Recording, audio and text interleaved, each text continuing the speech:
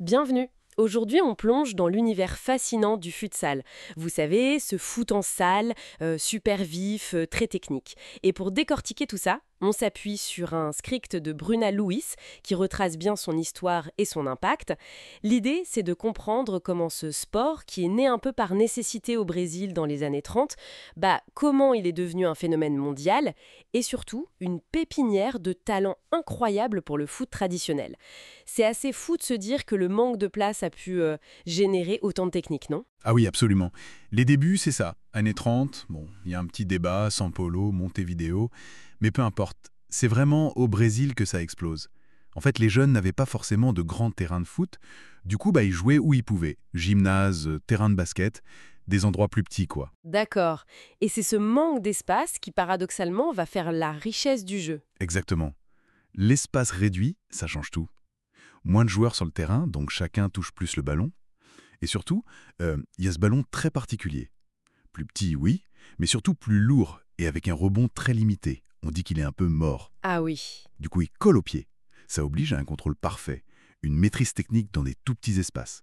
Faut penser vite, agir vite. Donc c'est pas juste du foot sur un terrain plus petit, le matériel lui-même, il change complètement la façon de jouer. Tout à fait, voilà.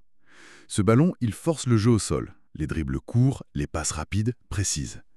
C'est, comment dire, une école d'intensité. Les joueurs développent une vision du jeu, une capacité à dribbler dans une cabine téléphonique presque. Une créativité technique de dingue, en fait. C'est ça. Et ce qui est fascinant ici, c'est que c'est justement le manque d'espace, manque de rebond du ballon qui a créé cette abondance technique. C'est un peu contre-intuitif. Et cette technique, on la retrouve chez des joueurs de légende. Quand on lit le script de Brunel Louise, elle cite Pelé, Zico, et plus près de nous, Ronaldinho, Neymar. Tellement de Brésiliens dont on dit qu'ils ont commencé comme ça, balle au pied sur un terrain de futsal. C'est là que ça devient vraiment intéressant, je trouve. Imaginez ces génies faire leur gamme là-dessus. Ah mais c'est indéniable. Leur aisance folle dans les petits périmètres, leur capacité à éliminer un joueur dans un mouchoir de poche, cette ginga, tu vois, cette espèce de fluidité joyeuse, imprévisible. Beaucoup pensent que ça vient directement de là. Le futsal, ça développe des réflexes, une relation au ballon qui est unique. Et ça se voit après sur grand terrain. Donc c'est plus qu'une anecdote dans leur bio, c'est une vraie marque de fabrique dans leur jeu intime.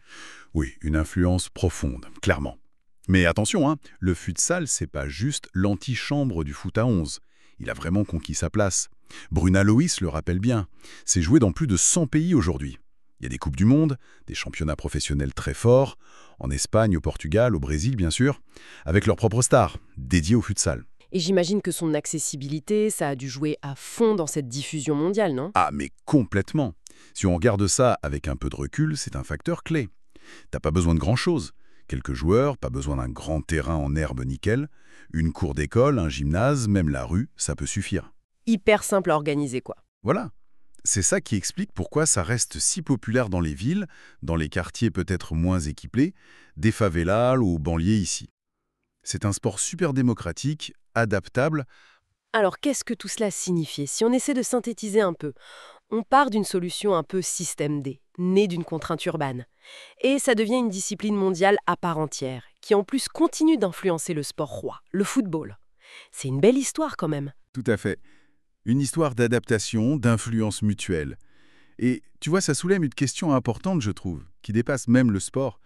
C'est comment des contraintes, quelles qu'elles soient, l'espace, le matériel, peu importe, comment elles peuvent devenir des catalyseurs, des moteurs pour innover, pour développer des compétences spécifiques.